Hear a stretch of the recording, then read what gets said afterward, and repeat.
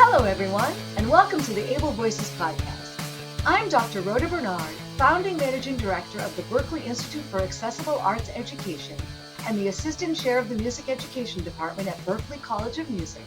And I am proud to present this podcast featuring disabled artists and arts educators. We are inviting artists with disabilities to be guest hosts for the Able Voices podcast. Today, you'll meet our next guest host, Tony Memmel.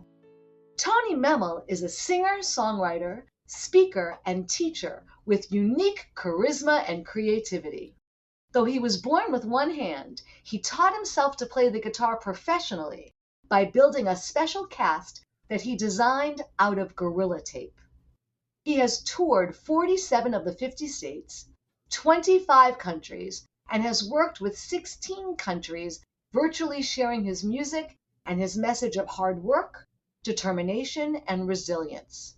His work ranges from visiting schools, hospitals, and churches to writing and arranging music for children, composing symphonies, performing in historic concert venues, and helping people with hand and limb differences, like his, to develop their own adaptive methods that allow them to make music part of their lives. Tony grew up in... Oh, I can't say that, Tony. Where did you grow up? Waukesha, Wisconsin. Thank you, Waukesha, Wisconsin, and now resides in Nashville, Tennessee with his wife and 2 sons. He enjoys playing basketball, swimming, hiking, and cooking, and trying new foods, especially if hot sauce is involved. All right, everybody, welcome to the Able Voices pod. I am your guest host today, Tony Memmel, singer, songwriter, speaker, and teacher, and I am so glad to be here as your guest and to be with a special guest today. So, as a professional touring guitar player, I have had the opportunity to meet fascinating, hardworking people all over the world. And today, my guest is someone I'm glad to call a friend and someone who has loads of experience and value to share that I know is going to make your day better. He's acted in Shakespeare plays on stage. You may have seen him on CBS or NBC in shows like The Code or the legendary Law and Order SVU. Love it. He's an author and has a new book that just released in 2025, and he does it all with one hand. Please welcome to the pod, my friend, David Harrell. Yay. Hey. All right. Hey, there we go. Hey, who says one-handed people can't clap? Yeah, 2 of us are doing it right now. 2 of us. Okay. Well, David, I'm so glad you're here today. How are you doing, man? How's it going? I am good. I'm good. I hope I put my dog away, so there could be some muffled barks as there of you that. go. But other than that, no, I'm good, man. I'm enjoying the spring. I'm enjoying my family. We now live in Savannah, Georgia, and so like the azaleas are blooming, and so it's like these pops of color, and it's just really nice. So yeah, it's isn't good. that gorgeous? That spring in the South, we have these beautiful flowering trees coming up right now too, and the weather's been like between 70 and 80 degrees each day, just like really this beautiful transition time, and like just spring just really awakens here in a new way. Yeah. You spend time in the South and the North, right? Correct. I was born in the South. I was born about an hour south of Savannah in a small town called Brunswick, which is near St. Simon's Island, Jekyll Island, these kind of very touristy places. And that's where, I spent my entire childhood. And then I grew up I kind of lived around the country, kind of going to school, working regionally in theater. And then I moved to New York City and spent like 14 years, close to 14 years in New York City. Wow. So, just like you just brought up an interesting point, I would love to know a little bit more about that early part of your life. You were born, and what was your family life like immediately in reaction to your birth and your support system around you? What were some early, things that were interesting, challenging, that for your family and the stories that they tell you about those early days? Sure. I think, I was born in the late 20th century. So, there was no ultrasound. There was no sort of pretext of what was to come. So there was no expectation of that. The story I tell a lot, which has been told to me, was, my dad is a huge baseball fan, and he wanted his kid to play baseball.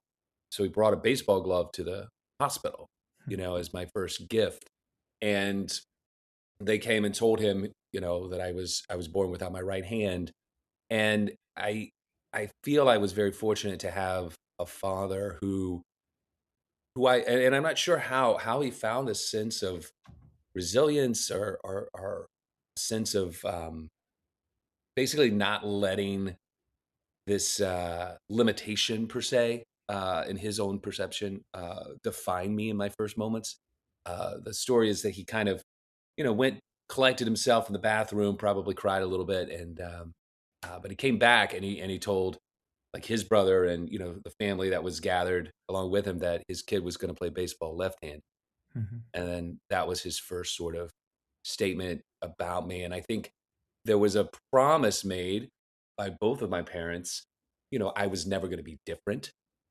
And I think that was a determination for them. So I think that was the fortune that I had was I think I came at a time where what is it, the dawn of Aquarius, or where this sort of collective consciousness was changing in a way to their generation, and they saw possibilities. They saw things Mhm. beyond what had been. I think there was a curiosity of what could be done, and in a creative sort of way. And my mother was an educator. She found her way into special education. She interned at a facility for individuals with intellectual and physical disabilities as she was kind of uh, in high school and beginning her undergrad, and she was drawn to working with those students and helping them find their better, their best selves, to encourage them to succeed. And I think I came along and it was just within that same sort of mindset that she had, was like she worked for a bit of inclusion, not only for me but for those students. And so kind of having those two as my parents, those two forces, was very beneficial. Because I think you're a little younger than me, but I think not by much. I think a couple generations ahead of us, you know, those opportunities may not have always been given. True. And even within my generation, I know that there are friends that I've talked to that their parents really kind of more or less sort of hid them away, or kind of said like, here, let's let go into the world a little bit. But I Mhm. was fortunate that both of my parents were pretty proactive in that, Mhm. and that and that also, I for being in a little town, and I certainly was the only person I knew that looked like me, and no one else had that didn't really exist a lot. So there were issues that came with that, but also there was community that also uh, became supportive and kind of you know allowed me to be included for the Yeah. most part. I was curious about that. Like, did they seek opportunities in like a local, big city like Atlanta or Jacksonville or something like that to like have you, get connected with a local hospital or a prosthetist or other like children that were similar to you?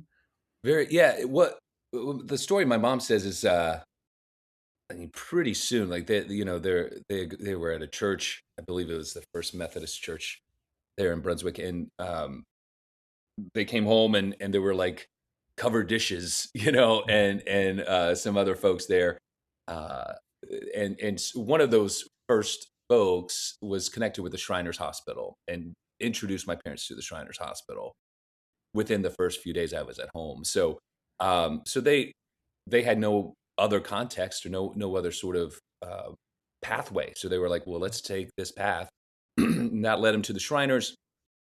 And I think I went to the first hospital in Jacksonville, Florida, which was about an hour and a half away or so. And then my grandparents were kind of in northeast Georgia, in a small town, Mhm. a town called Augusta.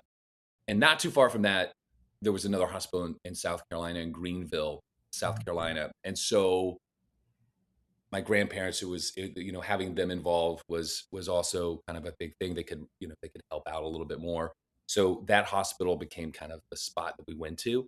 Sure. So I think my first prosthetic was within can't remember, it was like 6 weeks or 6 months. It was that whole the winter mitten looking one, Yeah. that's so I tiny know what that, you're talking about.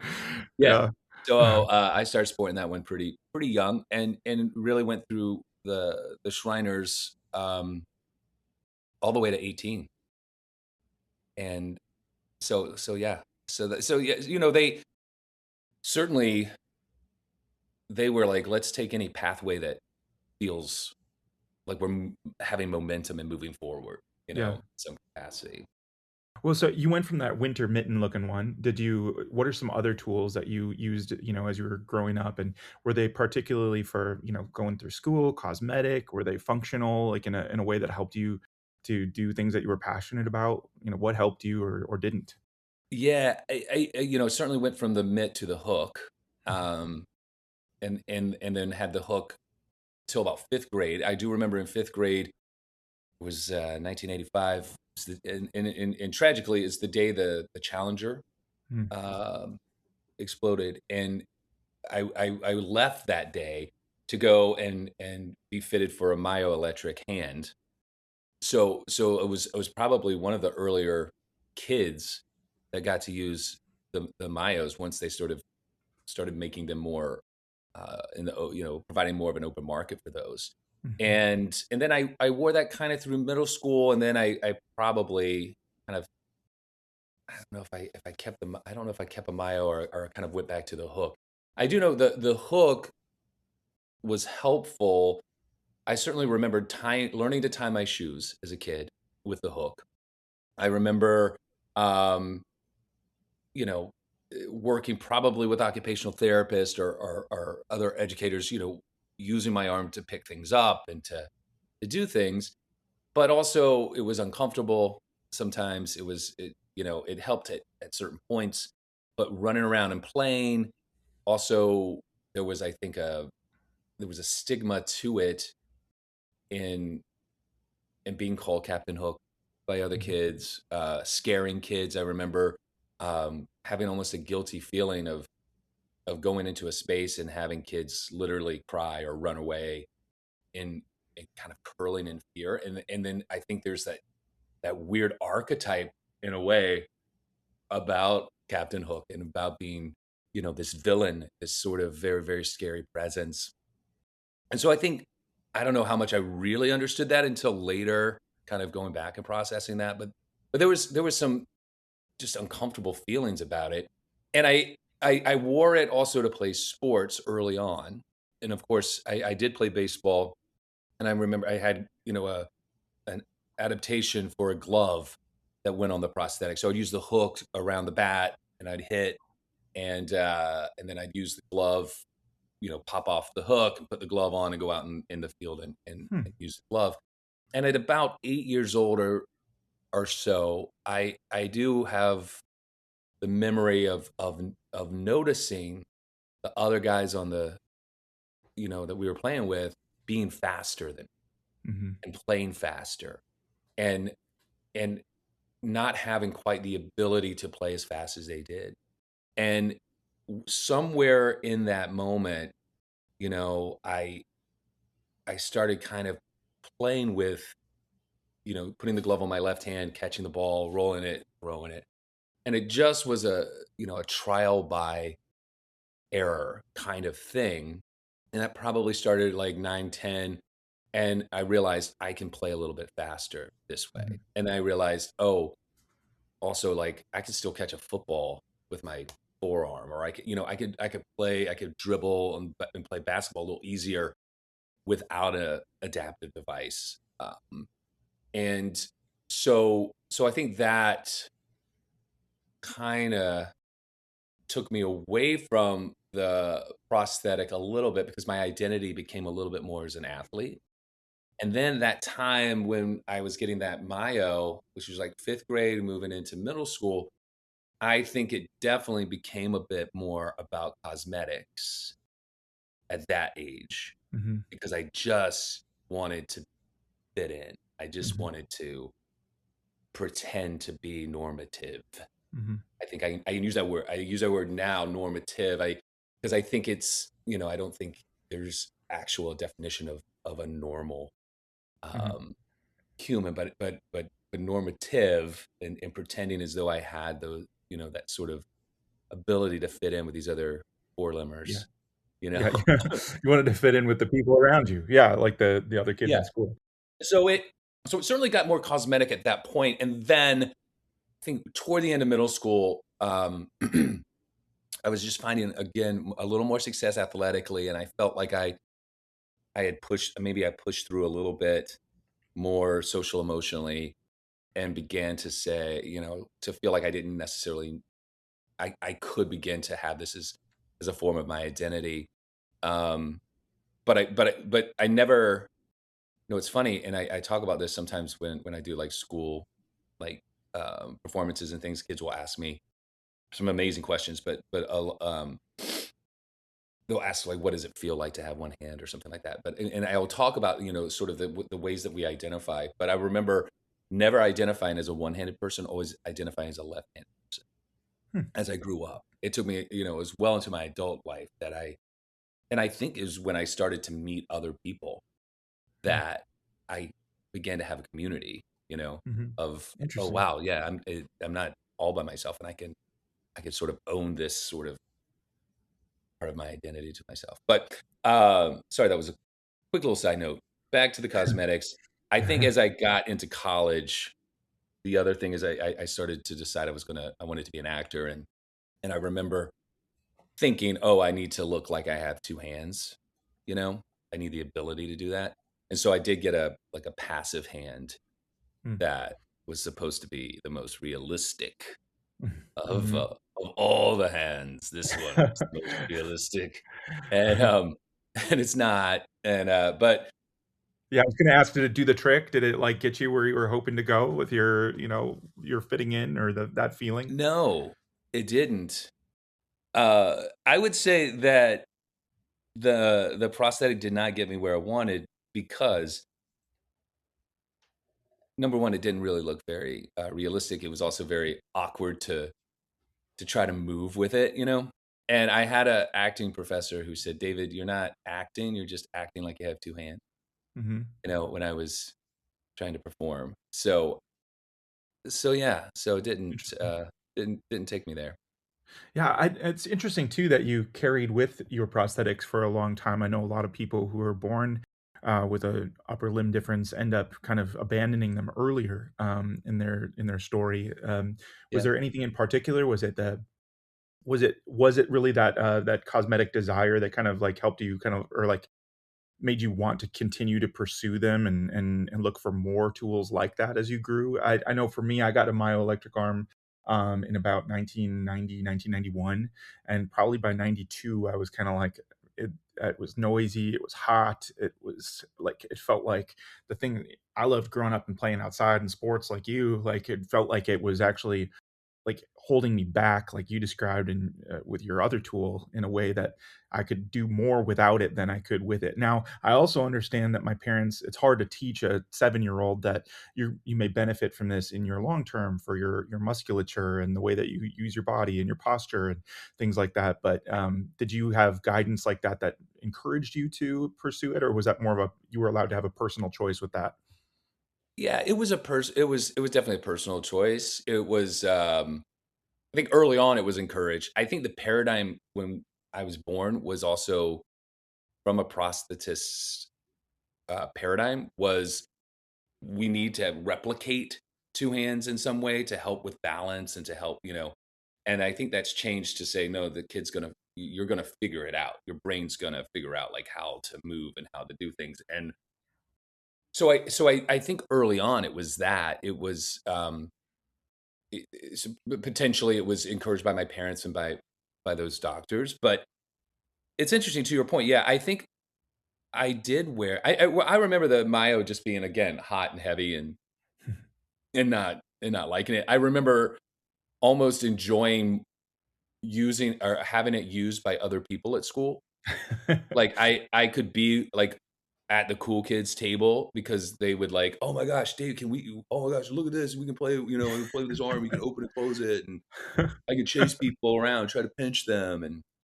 And so I almost use it as like a social networking tool more than a cosmetic thing. And I certainly would say, but I know I remember going to the Shriners later, and in my I don't think I still had a myo, but I can't like I just can't remember anymore. But by the end of middle school, I really wasn't using it, and then certainly once high school ended, I didn't get another one until I got the passive hand in college, and then I think I got a weightlifting one maybe, Mhm. 20 years later, Yeah, something like that. sure. But no, it is interesting. But I would say even using those, I would say 90% of the time I wasn't wearing it. You know what I mean? Even if I Yeah. had it, I didn't wear it. I think there was probably a part in middle school when I was like I was very conscious of the cosmetic part of it. Probably, in between 6th and 8th grade, maybe a little bit more than any other time in my life. Sure.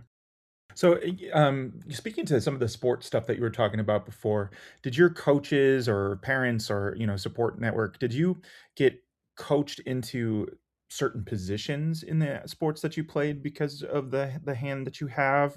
With like describing the speed of your glove. Like I played baseball through varsity as well and could play any position. And then when I got to that kind of like top level, I started playing outfield because even just the speed of the game in the infield and everything like that. The coaches thought like I was a stronger presence in the outfield. Like, did you have anything like that as you played, or did you, or was that not part of your story? Yeah, no, yeah, it was. It was. I think also as I got into high school, was kind of moved to the outfield as well, and and also moved into pitching. And Mm-hmm. that happened probably in like 7th, 8th grade. And I remember my dad wanted me to pitch more, and I kept getting. And I remember like an argument, like being mad at him, like, no, I want to play. I want to play every day. I don't want to play every 3 days or 5 days, True. Um, but I think his thought was that having that skill, or if you can pitch, that's going to allow you probably more opportunity and a little bit more of a way in. So yeah, it was both my dad and then I think I wasn't getting some opportunity to play kind of in second year of junior varsity. And so there was kind of like an opening at first base, and my dad sort of saw it. I remember I think maybe the second glove that was a gift was a first baseman's mitt or something for Mhm. Christmas or uh, maybe my birthday. But he kind of had that idea too of like, hey, let's make a run at first base, and see if you can get some more playing time. And so we did that. So I did play a little bit of first base, kind of platooned a little bit, and think this guy beat me out. Uh, maybe he. I don't know if he hit better than me, but predominantly I was pitching, through high school.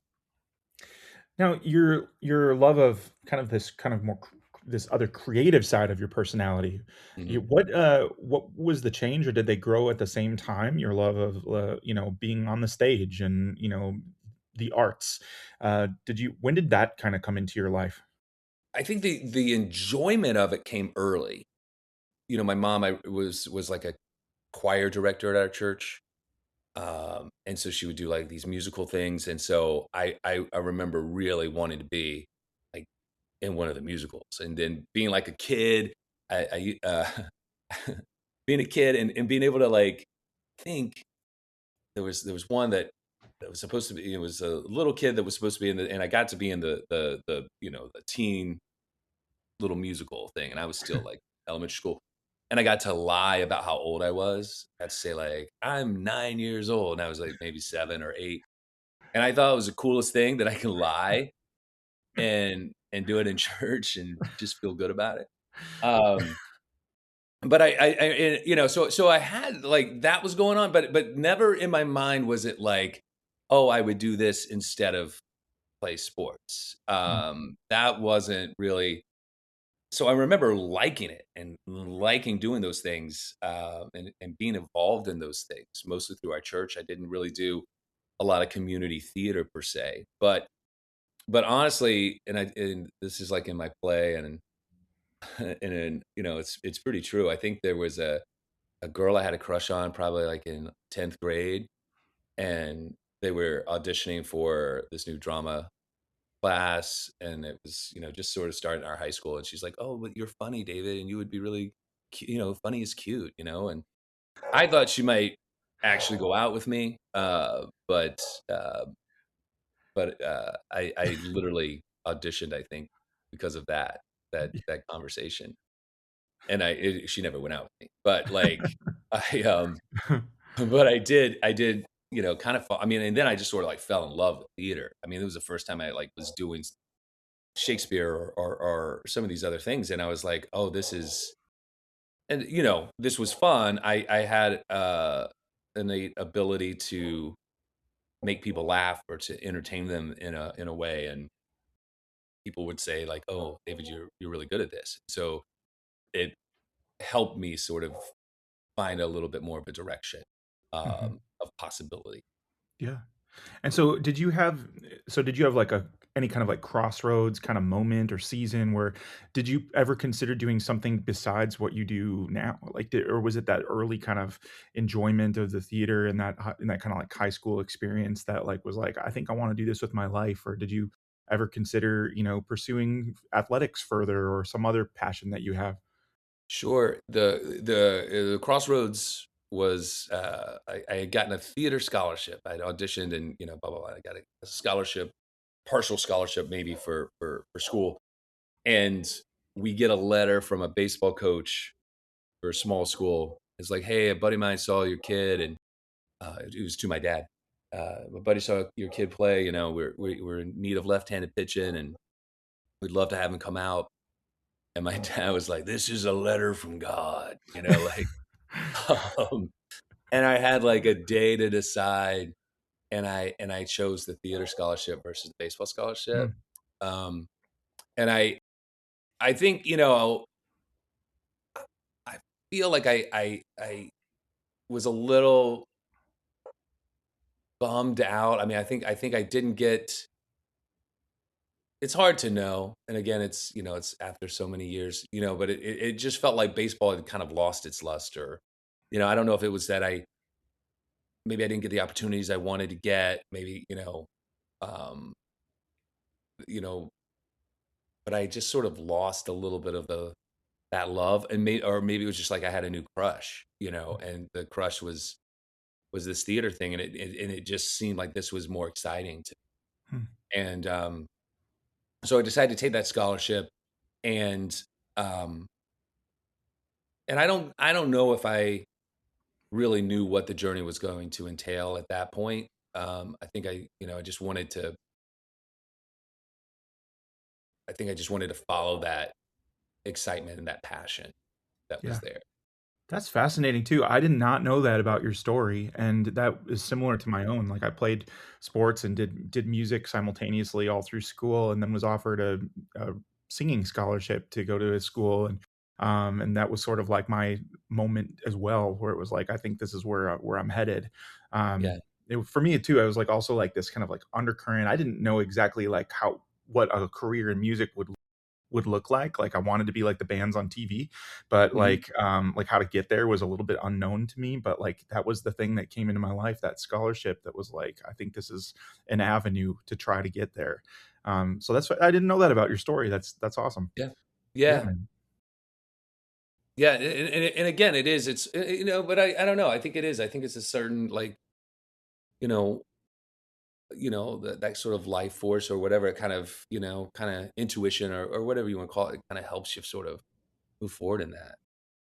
So what was different as you moved into like studying this as a craft beyond kind of doing it as an extracurricular through school? Like what was it like to be, aiming toward professionalism in that? And did you start to experience anything like were roles picked for you that had to have something to do with your hand, or like did you have to do anything cosmetically to be a part of the production, or did you ignore it completely and just act it, as if it didn't matter or exist at all?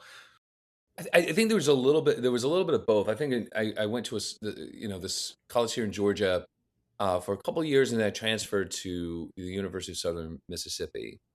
And in both instances, I had really great professors, and also just these amazing other humans that were students as well, just really good friends.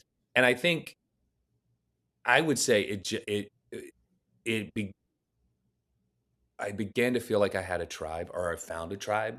You know, as much as I love baseball and I love being on teams and things like that, I don't know if I ever felt as much as that I fit in Hmm. as I began to feel when I started, you know, studying theater. And then it sort of trickling down into studying all these other artists that had come, before me, and all these ways that um, this expression has existed, within human civilization, and that it's always been a part of how we express this Hmm. our lived experience. That became really fascinating to me, as though I was part of something larger, or something. There was a part of something that was nothing like anything that I had experienced in my town, Hmm. in the life that I had lived to that point. And um and and I think there were a few roles that, I would make a choice sometimes to wear my hand. If I was like, I think sometimes I was like playing like multiple characters, or certain things, and I was like, oh, I'll wear my hand as this character, not as this character. But nothing that was really really talked about until I got close to graduating. And I think that's when it started to really hit me of, oh crap, how am I going to make this? How am I going to make this professionally? Like, or what am I going to do? What does that mean to be professional? I think I got so locked into being part of um, the culture, and beginning to find this identity as an actor, um, and performing and learning technique and learning beats and objective, and learning how to use my voice in ways that I had not thought about, or finding ease within my body to not feel like I had to go at it completely as an athlete. Sometimes I think, but I began to get worried, and I remember I was doing a play called The Heiress in in undergrad, and it takes place in like 19th century, and it's about this guy trying to woo this young woman who's is an heiress to a fortune. He's kind of a scallywag guy, but he's you don't really know, is he really in it for the money, or is he really in love, or Hmm. and it was this really formal time in New York, and so you had all these like fancy dinner scenes where the men were wearing white gloves and Hmm. stuff. And I remember having a conversation with the director, and he was great, and he was like, "Well, what would you do as Morris Townsend? If you were in this time and space as Morris Townsend, what would you do?" And we came up with this idea of, he would hold a glove, that he would, and that he could use that to gesture, and he could use it in his sort of arrogance to talk about it. But it became like a thing that we talked, and that was such a beautiful moment for me to feel seen, and to feel that I was able to have some ownership. And that was around the same time, I got this passive glove, or passive prosthetic, and another teacher was like, David, you're not acting anymore. You're acting like you have two hands. You're like, let me see what's going on the inside. Let me see like what this really means. And instead of trying to create movements that pretend to have two hands, Yeah. and and then as I graduated, I asked, and several, there were, professors were like, it's a challenging. profession to anybody, but you have to sort of find your own sort of niche and find what you want to do. And was introduced to a woman named Kitty Lon, who's an actor with a disability who lived in New York. And I got to go and meet her, and we had a great conversation. And she was, again, very supportive. And I felt like, okay, well, there's potential other, there are opportunities here Hmm. for me. And it also helped me kind of clarify, at least at the beginning, here's my goal. You Right. know, this is the what I'm working toward. And did you move straight from that? You did graduate work as well, right? In acting. So Yeah. did you move straight into graduate work, or did you work as an actor somewhere else in the meantime and then pursue graduate work later? Yeah. It was about almost 10 years later. Yeah, my goal, and I kind of was like, oh, I want to be I want to get an internship at an equity theater, a union theater. And I want to start what they call equity membership candidate points, which is you start earning these points as you're working with these professional theaters. And then ultimately you can either get so many points that you are able to join the actors union because of those points, or ultimately, you're working there and you get a union contract, and then you Mhm. are put into the union. So that kind of started. This was my journey, and then I worked in Virginia at a lovely theater called the Barter Theater for a while, and then I moved around a little bit, lived in Columbus, Ohio, and then moved to Atlanta, and I lived in Atlanta for about 4 years. I had some family there, so it was a little easier transition. Just did a lot of theater, sold cell phones, did a bunch of other, like day jobs, and then moved to Raleigh, North Carolina, and worked for a theater there.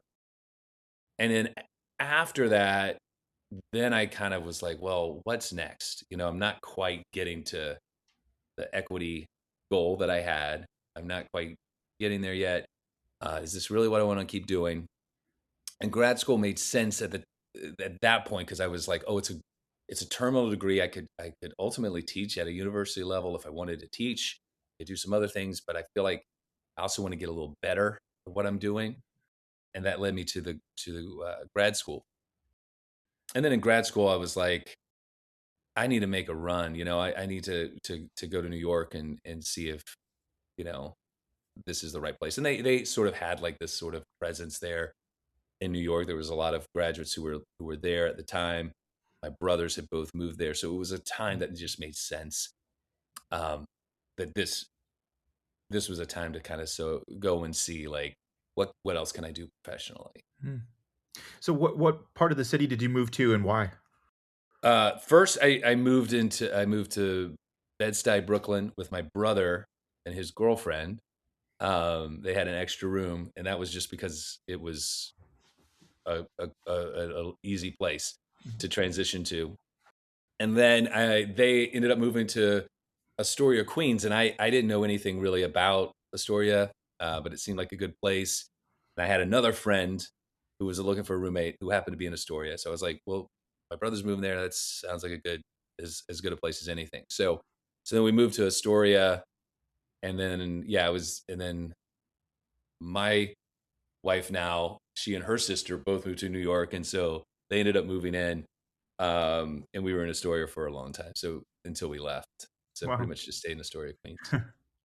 So professionally there, like, were you pursuing stage and screen, or exclusively stage? And then like, talk us through how that worked, like the transition to doing both in your life. Yeah, I think there was a desire to try to do some screen stuff. I remember even in North Carolina, the first agent I went to see had said like, "You're only going to get cast in roles specifically for somebody with one hand, so why even do this?" Or something like Mhm. that, which is great.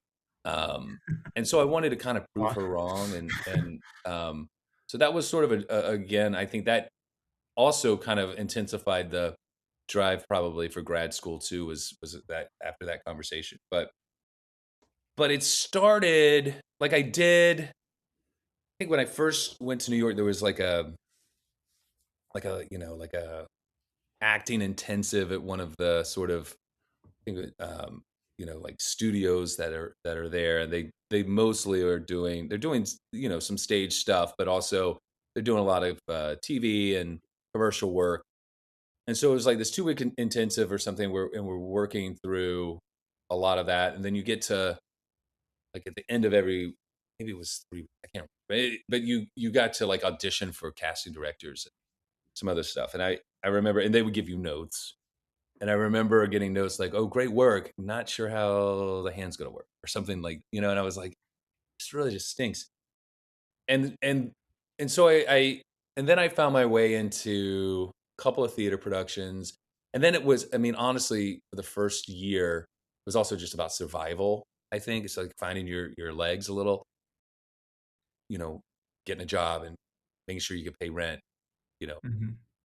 So there's a little bit of that. And then I found my way into an organization that was called Inclusion of the Arts, and they advocated for diversity, inclusion in theater, film, and television. And I just asked if I could volunteer and answer phones for them or something. So I started doing that for like a couple of weeks, and then they were like, "We should find something for you to do. We can bring you on, for like 10 hours or Mhm. 8 hours a week or something." And so I started doing that and working in a restaurant, and then I got to started meeting more people, and by meeting more people, I got to audition, um, and so I did a handful of things that sort of started you know that way.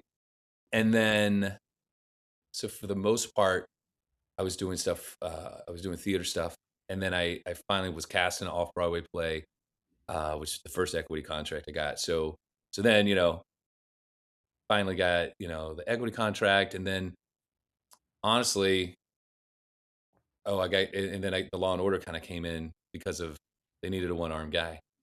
They were looking for a one armed guy, and because of Inclusion of the Arts and some other stuff, they got my information, and I got in and auditioned, and it was a really quick process. And then that was the SAG-AFTRA card, and so it sort of happened very quickly in that way. And then it was just a matter of just meeting people and auditioning, Mhm. you know. Yeah. Is So that it wasn't. I don't think I had a focus of one or the other necessarily, yeah. but both kind of began to happen at around the same time. Is that organization that you worked with still working today? No, it died before I left. It was in 2017, 2018. Um, we started to. It was really sad because we were doing really good stuff, and the executive director had to leave, and the board just felt like, oh, well, it was really kind of driven by them, and it was or driven by the executive director, and wasn't really sure if we really were needed as much. But there wasn't anyone doing anything within the disability space like we were in terms Mhm. of disability and arts. And they brought in another sort of temporary executive director to kind of help sort of like close down operations. And her point was like, nobody's nobody's doing this, so why are we Mm. trying to close it down? Yeah. But then it just was it was like I felt like it was a year of like being in a ambulance and like trying to revive Mhm. somebody. It was that kind of like intensity. Just like, oh, we're closing. Oh wait, no, maybe we're not. Maybe we're gonna make it back. Well, maybe we're not. And Mhm. it was a kind of an up and down time. But there are, I mean, and there are other groups that are doing or trying to pick up some of that work. But I think what we were doing was was pretty good. Yeah. Um, and I think it helped. And I think that really was a driver of some of the things that we're seeing now in terms of representation, especially with disability. Were those are the new groups that have formed, are they specific to New York City, or are they kind of popping up all over the place?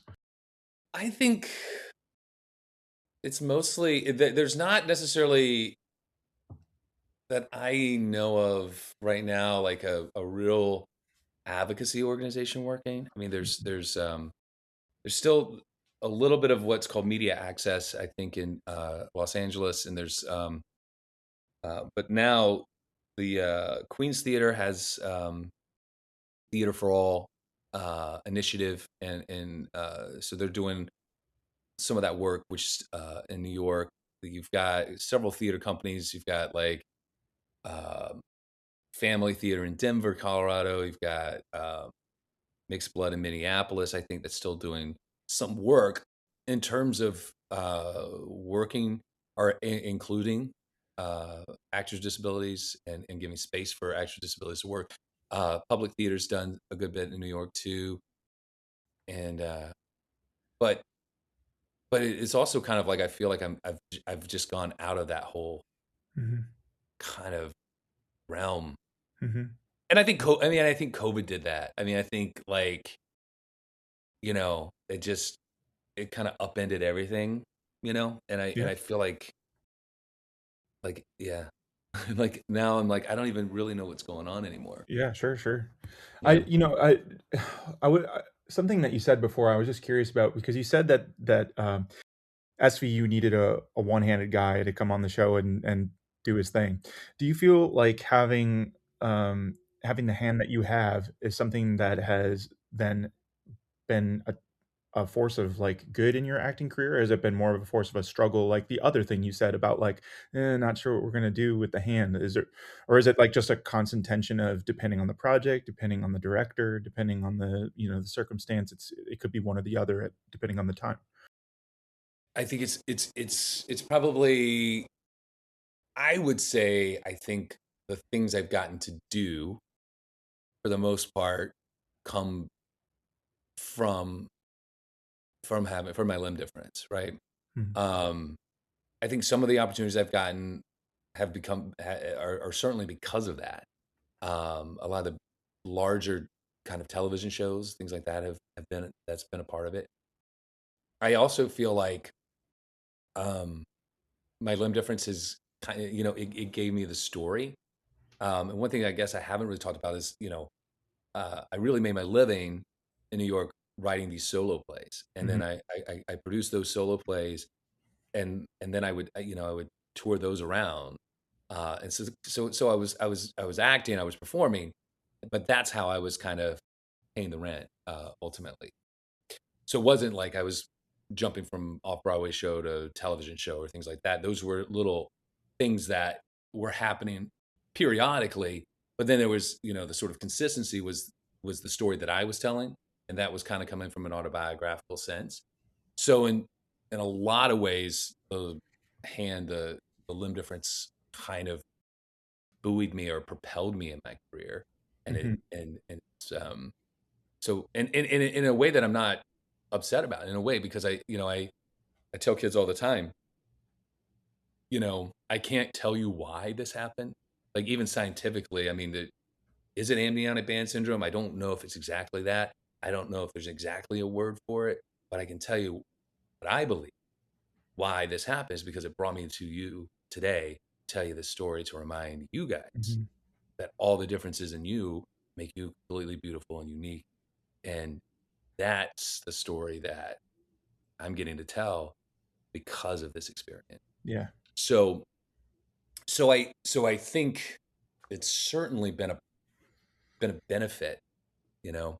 I would Mhm. love to just be able to be the guy who sells, cheese to Ryan Gosling in a movie, at Whole Foods, you know? I mean, it's just like but it's just like there's one-handed guy, he's like, "Do you want the provolone or would you like the" and it's just like a short little scene, but you just see Yeah. a one-handed guy doing a job and working and making a Cheese guy living. 1. Cheese guy one. Yeah, I don't even need a name. Um, but those are the kind of those are roles that I wish had come more. And Mhm, I hope they do come maybe for those who are coming behind me, you know. Um, there's several kids, and there's the young woman from the UK who's on Downton Abbey. I don't know if you've seen that. Not Downton Abbey, Bridgerton. mm, Um, who's one of the servants, and I think that's great. It's a servant with limb difference in the early 20th century, or wherever Bridgerton takes place. Um, but I think that's important. That we're just seeing not just limb difference, but any disability represented um, as human beings working and living their lives. And because I think that's an important that story is important. to Hmm. me. I Um, think it's really cool too. Like, I'm glad that you segued the way that you did because I was going to do the exact same thing.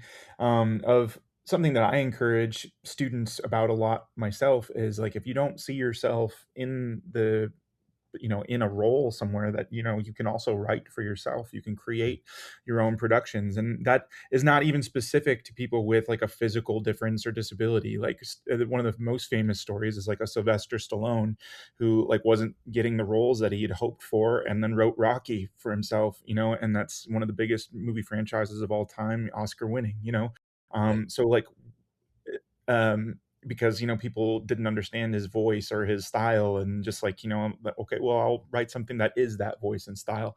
So um tell us a little bit more about your writing and how that evolved over time, and is that something that you were good at in school and then like brought with you to Broadway eventually, or is that something you had to develop over time? I think it's certainly developed. I don't think I was a good writer. I remember being young and wanting to write something. I think I wanted to write a song, and I remember sitting down and trying to write a song and being like, let's go play. I don't know what to do. My mind just exploded. But I was encouraged by a guy I was working with at a theater, and I would tell stories about my life growing up, and these personifications of the characters in my life, my parents and other people. And he thought it was very funny, and said like you should create a play about this, do like a solo play. And so that was the impetus of it, and ultimately there were opportunities, and fortunately people that can kind of came in my life and helped work on those and develop those, and it kind of constantly developed and developed. And and so the writing was certainly a process, and not an easy one for me to really get. Um, and then I think so writing a play, I call it A Little Potato and Hard to Peel. And then I wrote one for kind of younger kids because I really started to find an audience with some schools and the different community groups, but like it didn't really work for the young kids. So I created one called The Boy Who Would Be Captain Hook, which is about wearing a prosthetic hook on a playground, being called Captain Hook, and that's the only thing you're seen as. Mhm. And you know, you can make the decision to not be defined by that, but who do you have to change? You have to sort of change yourself, but you also have to begin to change others. And how can you begin to accept all the differences in you, and when that happens first, then you potentially begin to see the differences in others in a more Mhm. thoughtful way, hopefully. And so Yeah. that those two sort of plays were kind of done, and then in the last year, I adapted A Little Potato Hard to Peel into like a mid-grade novel. Yeah, that's great. So yeah, tell us about the book. Yeah, the book is it's the play, but I really try to condense it because the play kind of starts with me in the present moment. I'm kind of taking you back in the past, kind of giving you the story, and then kind of coming back into the present moment with you. And I felt like that was a lot to try to put in the book, so I really worked to sort of rewrite the story to kind of follow my 11-year-old self, as I'm kind of going in and making that transition from elementary to middle school, and figuring out like the beginnings of what my differences are, and really trying to, begin to ask those questions, also ask questions about differences in others, and to start to see that I'm not completely all by myself. Um, but how those are universal to hopefully a lot of folks that go through that experience. And so it's kind of like a mid-grade novel, Yeah. was the goal. If people want to get that book, is it best if they go through your website or Amazon? What's the way that helps you the best? Helping me the best, go through the website and go through the publisher, is probably the best bet. But you still find it at Barnes and Noble. You can find it Amazon as well. But if you go to a website, hopefully those will be in the show Yeah, man. notes. Then you can. That certainly helps you out the best. Which is a stinker for us artists. It's like they should all help us out. Yeah. And I can't believe this time just flew today, just talking to you. I've Yeah. really enjoyed this. But where do you want people to look you up? Your website, your socials. Just tell us about where people can Sure. find more about you. Yeah, David Harrell Online is the website. You can find out more there, and then you can find me on Instagram, David Harrell 3, the number 3, and I'm thinking of so on Facebook. You probably just search that, find me. Awesome, David. Thank you so much for your time today, man. It's been great to hear your story. Thank you for sharing it with the Able Pod. Well, thank you, Tony. It's just awesome to talk to you, and we should probably talk again some other time since now we're learning more things about each other. Go throw the baseball around Oh, next that'd time be we see fun, each man. other. I would love that. Yeah. Heck yeah, man. Awesome. Cool, Well, great cool, man. talking Well, to you, and thank you yeah, so much. good talking to you too, man. Thank you for your time. Have a good one. You too.